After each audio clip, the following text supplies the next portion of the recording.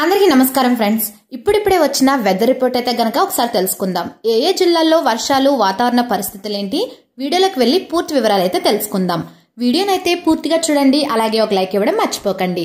మరిన్ని అప్డేట్స్ కోసం ఛానల్ ని సబ్స్క్రైబ్ చేసుకోండి. ఇక వివరాల్లోకి అయితే వెళ్ళిపోదాం. పశ్చిమ మధ్య వాయువ్య బంగాళాఖాతంలో ఉత్తర కోస్తా, దక్షిణ ఒడిశా తీరాలకు సమీపంలో ఆదివారం ఉపరితల ఆవర్తనం ఏర్పడింది. బుధవారం ఉత్తర బంగాళాఖాతంలో అల్పపీడనం ఏర్పడే అవకాశం ఉందని అమరావతి వాతావరణ కేంద్రం తెలిపింది. దీంతో రాబోయే 5 రోజుల్లో రాష్ట్రంలోని పలు ప్రాంతాల్లో భారీ వర్షాలు కురుస్తాయని అంచనా వేస్తున్నారు. పిడుగులు పడే అవకాశం ఉందని, ప్రజలు అప్రమత్తంగా ఉండాలని విపత్తుల నిర్వహణ సంస్థ తెలిపింది. సోమవారం విశాఖ, అనకాపల్లి, కాకినాడ, డాక్టర్ అంబేద్కర్ కోనసీమ, తూర్పుగోదావరి, పశ్చిమ గోదావరి, ఏలూరు, కృష్ణా, ఎన్టీఆర్, గుంటూరు జిల్లాల్లో కొన్ని చోట్ల ఓ మోస్తరు నుంచి భారీ వర్షాలు కురిసే అవకాశం ఉందని అధికారులు తెలిపారు. తెలంగాణలోని పలు ప్రాంతాల్లో భారీ వర్షాలు కురుస్తున్నాయి. రాష్ట్రంలో రానున్న 4 రోజులు భారీ నుంచి అతి భారీ వర్షాలు కురుస్తాయని హైదరాబాద్ వాతావరణ కేంద్రం తెలిపింది.